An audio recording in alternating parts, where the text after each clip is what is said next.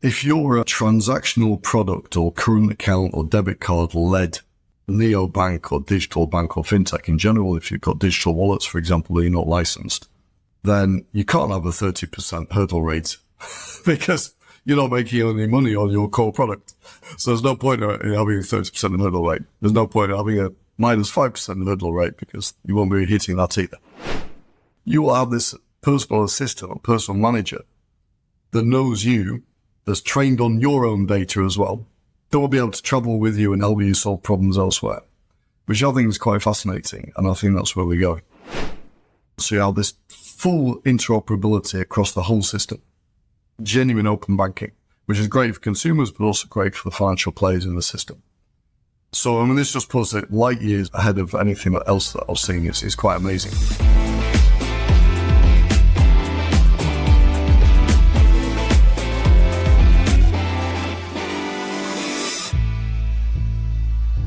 Hello, everyone. Welcome to Fintech Leaders, coming to you from New York City. I'm your host, Miguel Armaza, and I'm a co-founder of Gilgamesh Ventures, a venture capital fund that backs early-stage fintech entrepreneurs in the US and Latin America.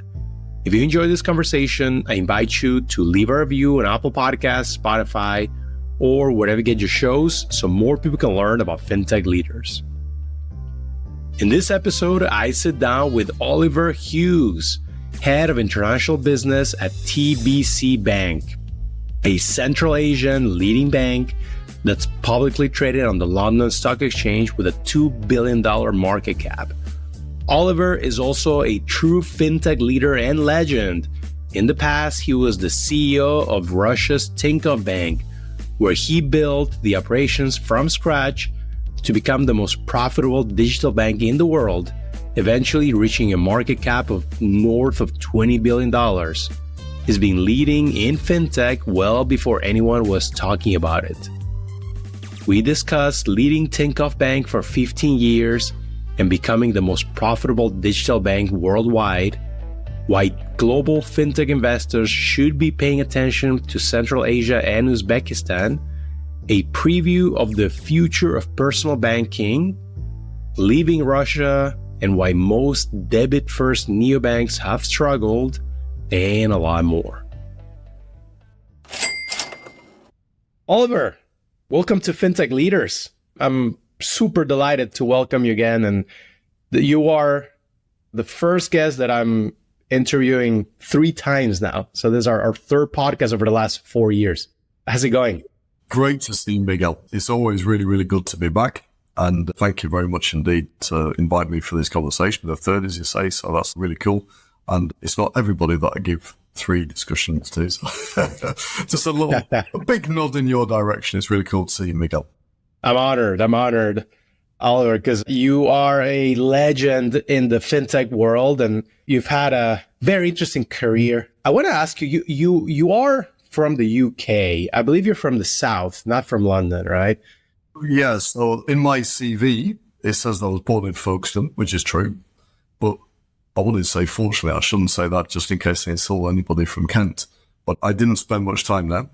I was moved north very quickly by my parents, so my accent is very much a Northern English accent. Got it. But the reality is you only worked in the UK for just a few years, the beginning of your career. Most of your career, and definitely the most interesting and successful part, has been in a number of emerging markets, not easy ones, right?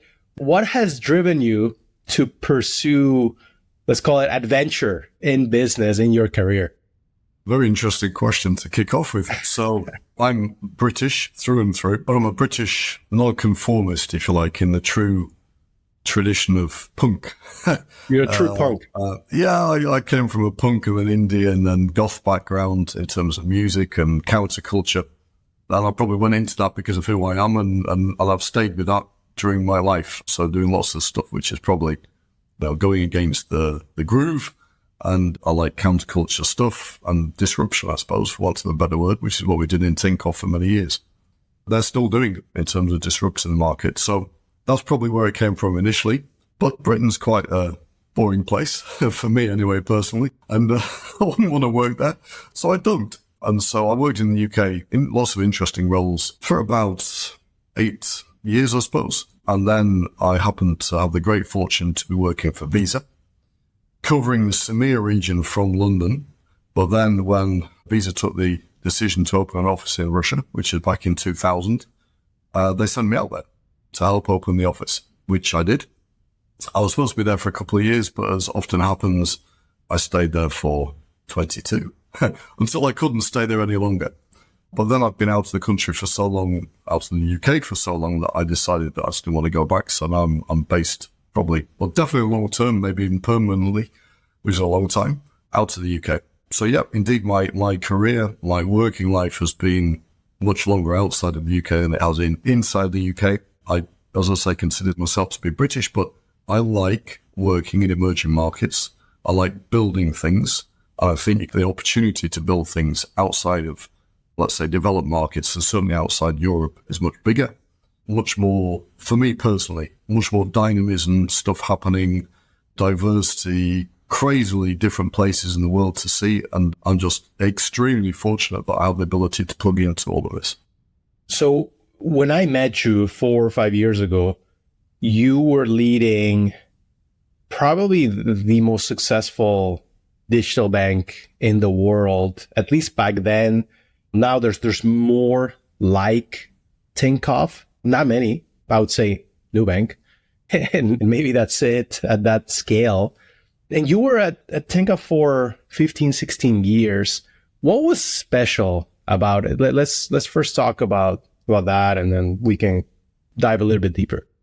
So lots of special things about it, obviously, but some things that just pop into mind that are probably first and foremost. So Russia, with its amazing, amazing talent pool. So this is mathematicians and physicists, engineers as in software engineers, designers, product people, data scientists, data analysts, the full gamut, the spectrum of things of people that you want in order to build basically a mathematical business in tech, which is the Fintech digital banking platform that we built.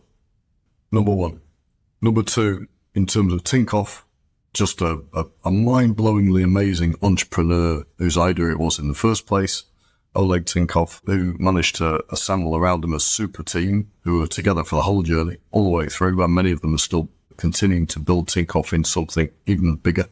The organizational culture that we had, what we call the Tinkoff DNA, was very special, very selective, very high energy, very demanding, but it was all about being data-driven way before people are thinking about data-driven organizations. Long before the word fintech was coined, which probably came into common parlance or even academic parlance, let's say on the business side, in 2015, 16, I suppose. So we were a fintech long before that word was coined. Very commercial, extremely commercial. So the focus on the bottom line and all of our decisions, not just in the operational business and origination, designing new products and services, but also just in the whole philosophy of the organization, so being consumer lending led. So everything we did was informed commercially and had ultimately to deliver a very strong bottom line result, which hasn't always been the case in many other fintechs and digital banks. And also maybe just the operating environment. So capital was very scarce and we had to be extremely disciplined. So that kind of feeds into the previous point about being very commercial and bottom line capital generative. But it was also a tough environment to operate in terms of the scarcity of capital, scarcity of funding in the beginning, and how we had to think about the business and how the decisions that we made, the buffers that we built into running it. And lots of other stuff, but other things that come to mind. First of all, I would say over time we became super product focused. Yeah, so maybe in the beginning we weren't a product-centric company, or let's say in the modern sense of the word, a product company. But we became, and very much a tech company as well, which sat behind that product. And I think that was super important as well and very special about Tinkoff. On the topic of capital scarcity, one thing that you mentioned in our past conversations, and we've talked about plenty, is this hurdle that you had back at Tinkoff is, we don't launch anything any new product unless we can meet an IRR of 30%. So maybe tell us about that, but more importantly, help the audience understand why isn't every other digital bank out there doing the same thing? So the 30% hurdle rate, this is what we called our NPV-based approach, which we didn't invent. It was invented by Capital One in financial services.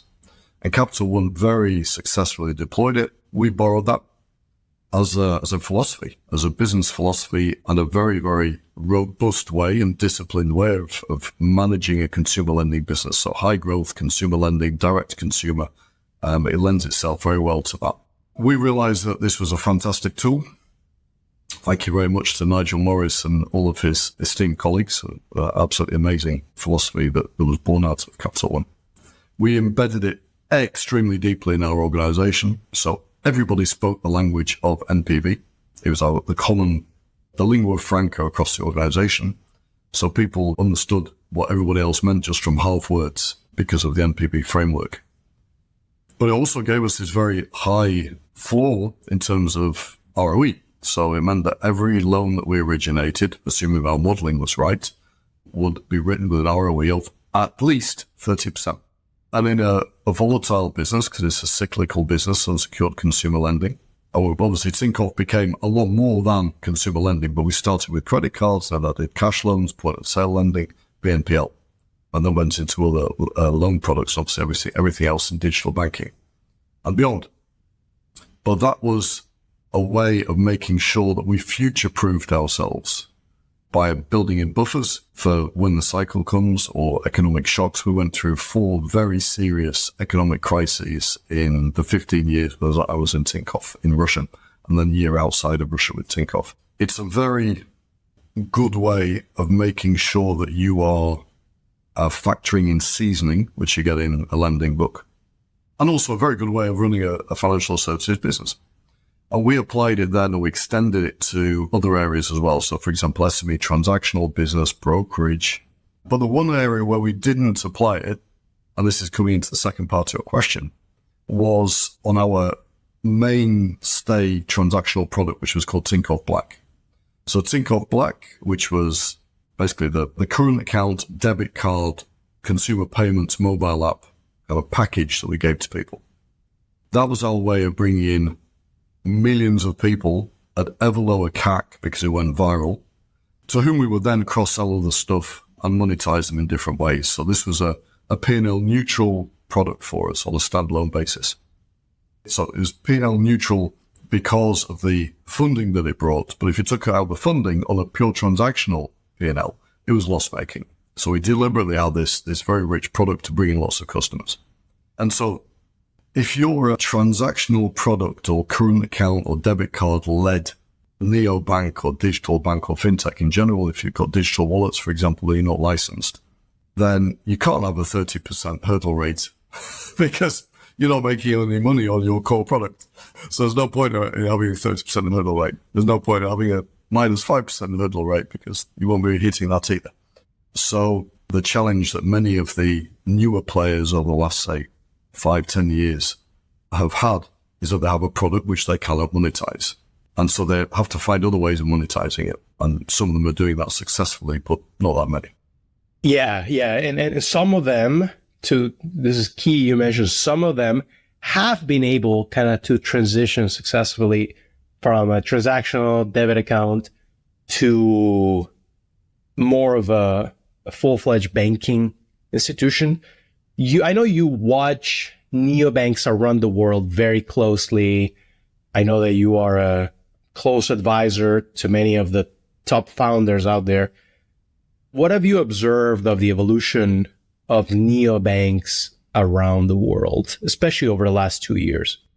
Yeah, so basically when the music stopped and the funding dried up from the private equity markets and the public equity markets to a certain extent, those of the banks that had managed to go public, basically the neobanks and the digital banks who were out there had to find a new way of doing business. So they had to change their revenue model. They had to build up the ARPU or the average, the revenue per active account in a very different way. They had to find new sources of revenue, new ways of monetizing the customer bases that they managed to build up. on this transactional model. And some didn't make it. Some have made it, some of the larger, let's say, better known names. So, for example, Monzo, I see, have turned the corner probably 18 months or so ago. Maybe I'm a little bit out without a timeline, but it feels like it was around that point. And they put a greater emphasis on a very different type of product approach with already quite a large customer base and a very loyal customer base because they have a very good service, very good app, very good product. Revolut have made that journey and seem to be doing very well recently, although I think that probably varies geography to geography. And some other names have come up recently who seem to have turned the corner as well and found a different revenue model, which enables them through things like brokerage, SME, but more commonly through consumer lending to build up their revenue per user and change their financial profile as a company. So this seems to be what's happening in the liabilities-led or transactional-led neobank models, as opposed to the Tinkoffs, Caspies, new banks of the world who had a consumer lending-led business from day one, who had a very different revenue profile, a very different way of monetizing customers, consumers, but built a very strong transactional business, a very rich product and experience for customers off the back of the revenue that they made from consumer lending. So obviously I'm a fan of the second approach rather than the first approach, but some of the players in the first approach are finding the way forward and making it work, which is great. Yeah, absolutely. Are you close to the Nubank team? How can I say close? So I've known David for a long time, and he actually came to Moscow in 2012, I think it was, before we IPO'd Tinkoff, and we had a chat, exchanged ideas and views, and then he went up and built this amazing thing called Nubank.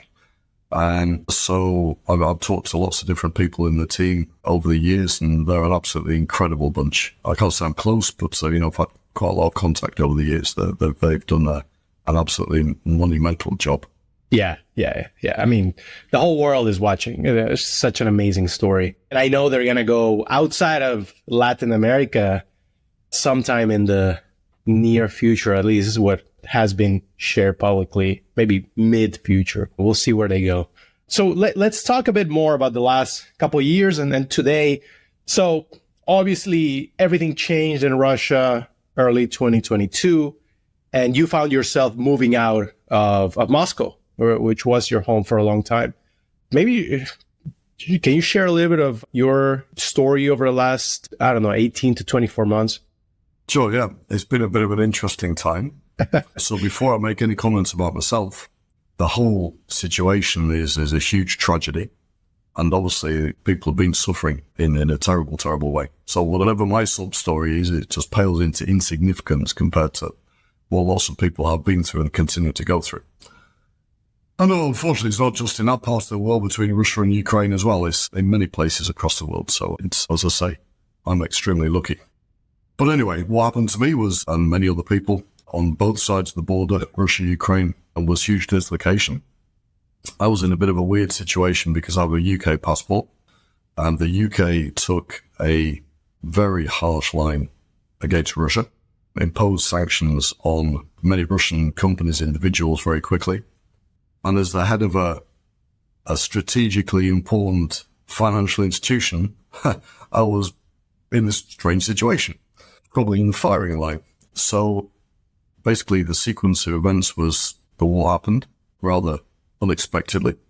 Obviously in Tinkoff as a company, just multiple fires broke out immediately all over the place, as was the case for all companies, but especially banks. It was just, you think of every single possible type of crisis you could have in a banking institution. Everything happened at once. In a huge way. It was just utterly insane. So myself and the team in Tinkoff, I was the CEO of Tinkoff, obviously, at that time still. We were fighting all of these fires, making sure the institution stayed on its feet, that we defended the deposits of all of the customers that we had. And by the time I left, it was 22 million customers, thereabouts. Now I think they're up to 40 million customers. So I was in this kind of firefighting mode, crisis management mode for 3 or 4 months. In the meantime, I was still transitioning to what was supposed to be my new role as head of Tinkoff International, which imploded because a Russian funded Tinkoff international effort was obviously just not going to happen. And a few things happened in the team. A few people left because of the situation and the war. So it was an interesting period, which was then crowned by the UK basically passing a law which made it a criminal offence for a UK passport holder to continue to do business in Russia. I'd exited Russia physically and professionally before that point, but that was the point of no return. So I exited everything, even remotely Tinkoff related, and obviously anything Russian related, and found myself, let's say, in the wilderness. So here I was living in Dubai because my family, who were Russian, and myself moved to Dubai. And I thought, okay, what am I going to do next? Because I've still got a big project left in me. I've got lots of energy, lots of ideas, lots of desire, and I want to do something big and meaningful. It hasn't happened in the Philippines for me personally. The Filipino project is doing very well. And so what am I going to do next? So I looked around the region and beyond. I looked at Singapore, a very interesting opportunity in Indonesia, all in digital banking. Saudi, Egypt, UAE also, which is where my family is based, various other places, had some very interesting conversations, did some advisory work, talked to some fascinating people. Just there's so much interesting stuff happening in fintech and digital banking around the world. Just wonderful people, amazing countries, fantastic business opportunities. Just it was I called it my time in the wilderness, but it was a superb year, just understanding what was going on. But one of the things that happened quite early, basically March 23, was through complete serendipity, I was put in touch with a gentleman called Nika Kordiani, a Georgian guy who'd worked in many different markets, had a spell in Caspian, Kazakhstan, and had wound up back in Georgia as the head of retail and SME in Georgia for TBC Bank. He'd then taken a very bold decision to go and build a startup digital bank, greenfield, from nothing, in Uzbekistan. And I got in touch with this guy through a common contact that we had in common. Called Nika Kordiani, basically said, come to Tashkent tomorrow and you'll see what Uzbekistan's all about. Had you been to Uzbekistan before that? I was in Uzbekistan in 91 as a student. Obviously, Uzbekistan was part of the Soviet Union at that point when I was there, and has lots of connections with Russia, but obviously lots of other large states around it. So China, Turkey, obviously relations with Europe and the US, India. I mean, it's a very interesting place with lots going on. So anyway, I went there the next day, practically, and saw that there's all sorts of things kicking off in Uzbekistan, a real pulse. Started doing some advisory work for Nika and the team in Uzbekistan. And after about 3 months, probably, the TBC senior leadership said, why don't you join us? So I took a bit of time to do my own due diligence, and I was looking at these other opportunities in very interesting places, like, as I said, Indonesia, Saudi. But I decided that Uzbekistan and TBC were the place for me. So I took their very kind offer and joined the team permanently in September last year. So we're going to talk a little bit more about TBC, but zooming in on not just Uzbekistan, but Central Asia. The world is starting to realize there's a huge opportunity in the Central Asian region. Kaspi is probably the most visible one right now, but TBC is publicly traded, right? In the London Stock Exchange. And so why is there such a big opportunity? So Central Asia in general. So let's kind of like take a step up, if you like, and look at this from a kilometer high view. So Central Asia is very often dismissed as just the stands. Part of the former Soviet Union, a lot of stands, don't really understand, it's very far away, landlocked, and people have overlooked it. And maybe, for objective reasons, it was a fairly difficult place to do business as well, in different parts of the stands of Central Asia. Then over the years, the various countries, there are 5 stands in Central Asia, they started to develop relationships with other larger countries surrounding them. I mentioned China, Turkey first and foremost, but there's other countries as well. So to diversify their relationships away from what was traditionally Russia and Ukraine as a result of them being part of the Soviet Union. And to kind of like drill down a little bit further, when you get closer to them, you understand that they're all radically different. They're ethnically different. There are different branches of Islam, or it's predominantly Islamic there. They have different relationships with different countries in terms of their neighbors. Very different sizes, very different shapes, different colors, different flavors. And so there's a lot going on. It's not just the stands. Obviously, it's like any other geography in the world. And some of them have been blessed, let's say, with more natural resources, which gave them an earlier start. For example, Kazakhstan, Turkmenistan. Others have had fairly difficult political situations, and that's held them back a bit, but now they're actually catching up and in some ways going much faster, including Uzbekistan. But the biggest out of all the Central Asian countries is Uzbekistan. So in terms of population, it has 37 million people, adding 1 million people each year. Can you believe? So last year they genuinely, organically, not through immigration, added 1 million people. I like how you say organically. Yeah. And the average population as a result is coming down. Right now it's around 29 and it's getting younger, obviously, with this crazy socio-demographic pyramid. Really energetic, interesting place, very friendly, very welcoming. Amazing food, by the way. I mean, it's dangerous when I go to Tashkent. I spend a couple of weeks there every month.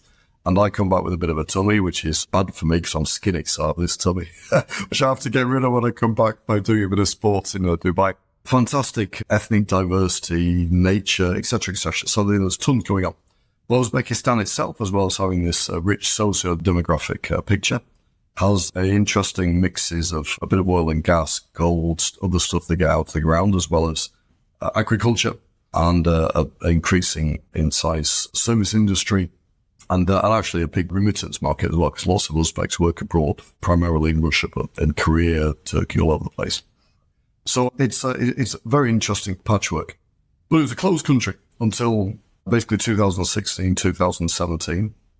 And then it opened, went on a reform path, been going through crazy economic growth. So basically 6-7+% GDP growth. And it's very, very pro-business. So it's a company that is very much open to doing business and attracting more and more inward investment and lots of big deals. So Coca-Cola, OTP, all sorts of companies have made big M&A deals there recently.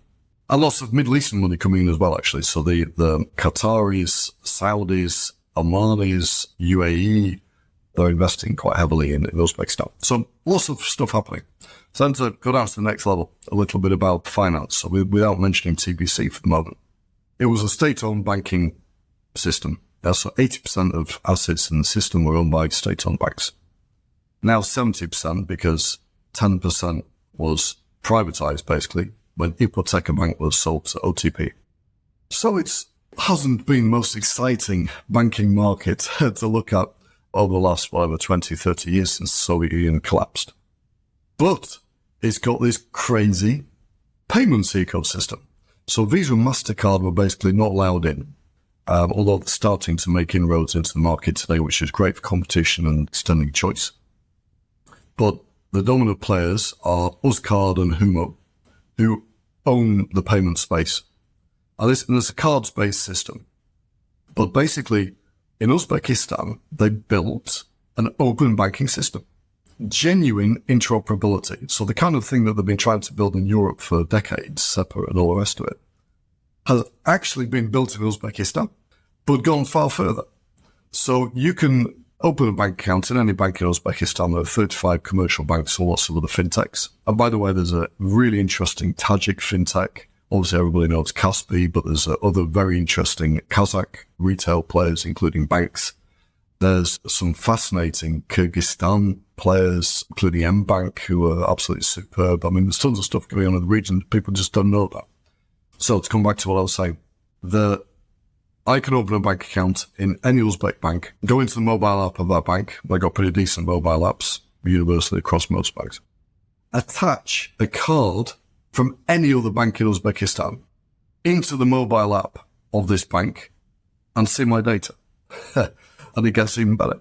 So around this card-to-card rails, payment aggregators appeared. So the biggest are Click and PayMe. TBC bought PayMe. So we got 100% of this company in Uzbekistan. We have around 14 million customers. And basically, these customers can link their cards from any bank and move money around. So it's like P2P transfer or online payments, e-commerce, utility, whatever, mobile top-up, all that kind of stuff. And you can do it and I should pay offline as well, and do it through these aggregation systems. So we as a bank, TBC, we can see a year's worth of transaction data. We can debit funds from other accounts in any bank in Uzbekistan. So you have this full interoperability across the whole system. Genuine open banking, which is great for consumers, but also great for the financial players in the system.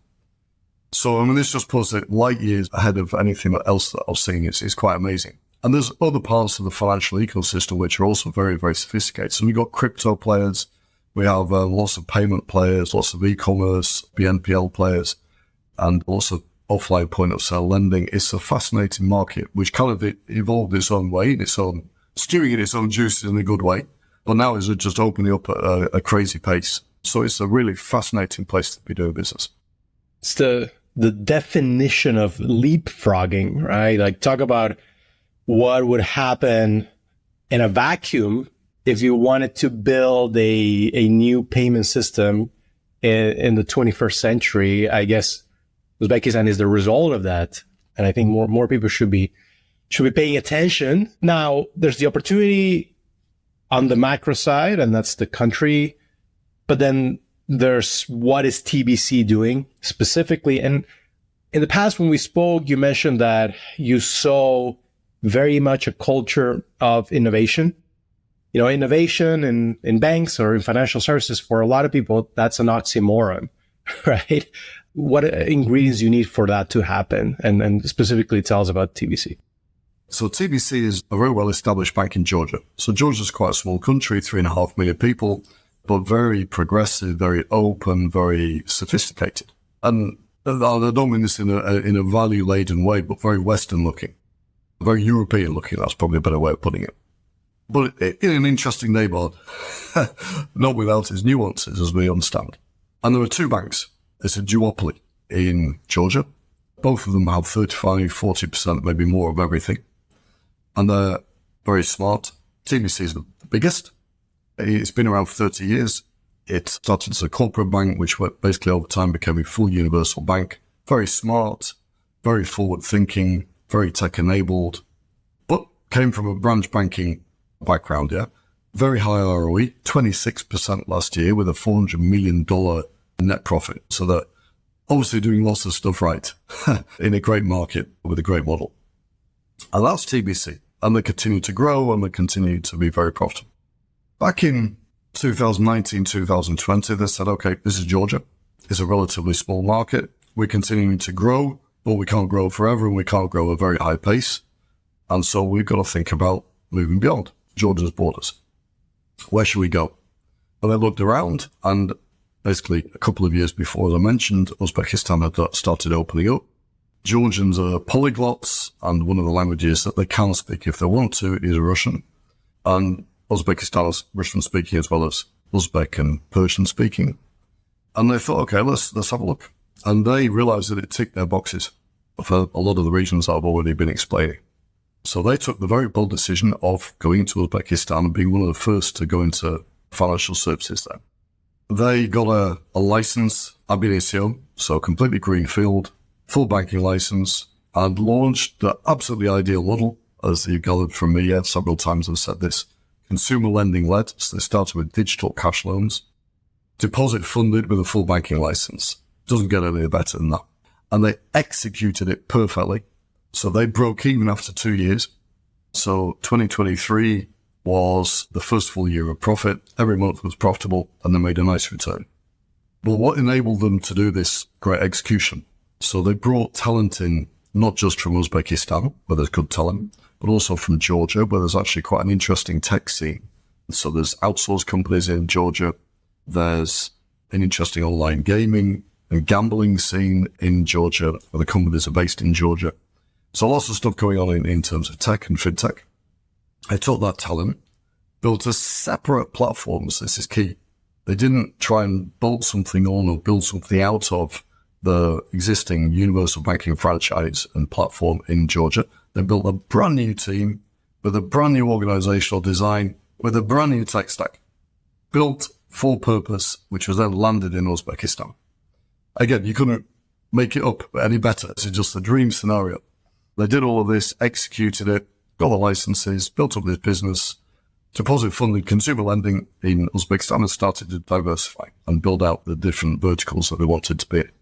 In 2023, I get very fortunately acquainted with the team. Nika asked me to join, and I did. So now I'm helping them to scale this thing into hopefully something very big and beautiful. And we are able to because we have capital from our rich sister in Georgia. We have obviously some help and expertise from them as well. We have our own tech platform, which is scaling nicely. A fantastic team made up of people from Uzbekistan, Kazakhstan, Azerbaijan, obviously Georgia, increasing numbers of Ukrainians and Russians. We've got a completely international Russian-speaking team of some of the best talent in the world in tech and fintech, and the sky's the limit. We'll build something big and interesting and hopefully very profitable in Uzbekistan and contribute to putting the level of financial services for the consumer in Uzbekistan on a completely different game level and make a very positive impact on Uzbeki financial lives. Oliver, it seems to me that you have a vision of what the future of banking will look like. I'm not even going to say digital banking, because now that's table stakes, of the future of banking will look like. And also it seems to me that your whole career, you've kind of been trying to drive towards that future, right? So if you think about the next decade, let's not go too far. So let's stay in the next decade or so. What is that vision? Yeah, so as not to get too pompous and futuristic, we'll keep it grounded and talk about the next evolution. So obviously it's all about mobile apps. That's not going to surprise anybody. But it's a question of how you are going to interface with your bank, not just through a mobile app, which is already yesterday's technology, not yesteryear's technology. So the next phase of evolution of this mobile banking experience. And I think the direction in which we're going is, I don't think it's particularly original, this thought. It's dialogue-based kind of financial assistant. And there's been a few attempts at this in the past, but nothing that's really worked so far. And I think it hasn't worked is because the reason why it hasn't worked is because the tech just wasn't there. Now it is. So even in Tinkoff, when we were launching, we really deployed AI, all sorts of AI solutions inside Tinkoff. We genuinely did, but it was a bit clunky. So to deploy AI even in a chatbot was actually very, very difficult. So you had to think all the use cases. You start with the most popular use case, and it was like pulling teeth to implement this use case. Really painful, quite long, very labor intensive, lots of mistakes along the way, because that was the old AI before pre-generative AI. And now we have Gen AI. It speeds everything up because you can plug in the whole of the internet as opposed to just your own database. And they just completely blown everything out of the water, what we had even a couple of years ago.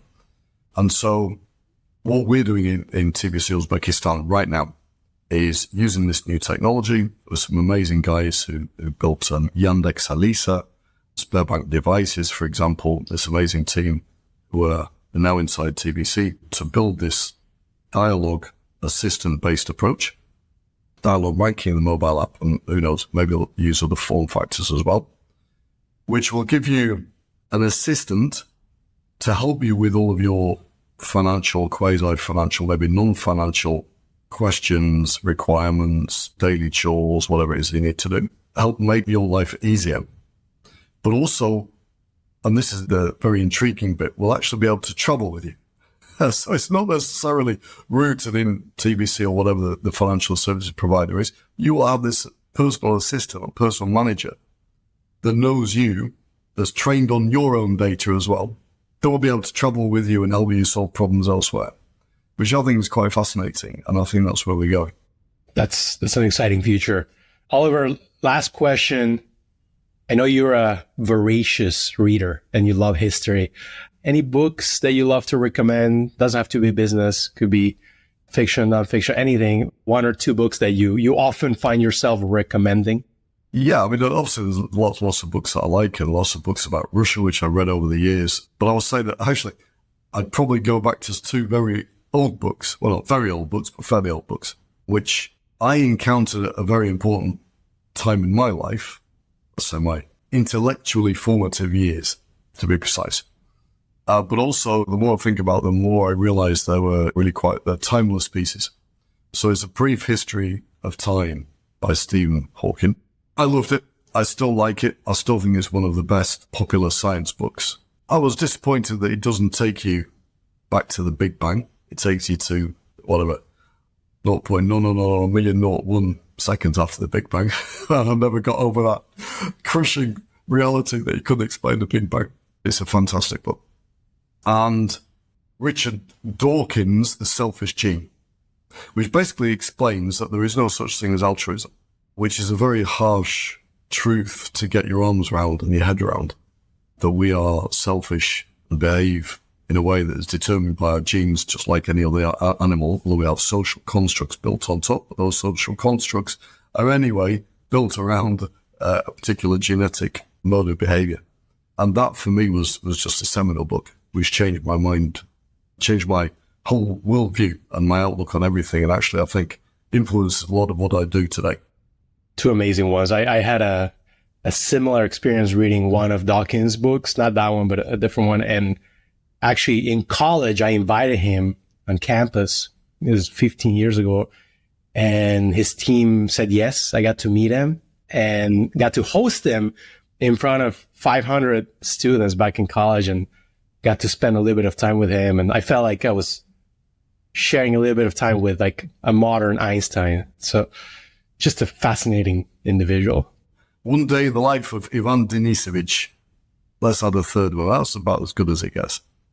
Amazing. I'll have to revisit my Russian literature. I speak Russian, so I've read a few books in Russian. It's nothing like the translation. Oliver, well, another legend in fintech, that's you. You're a true fintech leader. Thank you for stopping by again. I always enjoy our conversations, Oliver, and I know there's a lot more coming from you. Thank you very much, Miguel. It's been an absolute joy.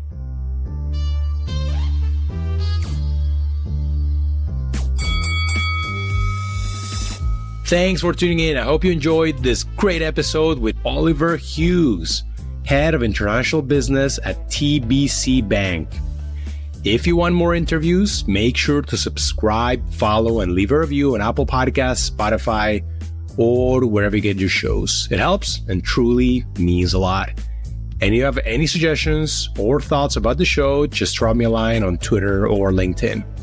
Signing off till next week, I'm your host, Miguel Armaza.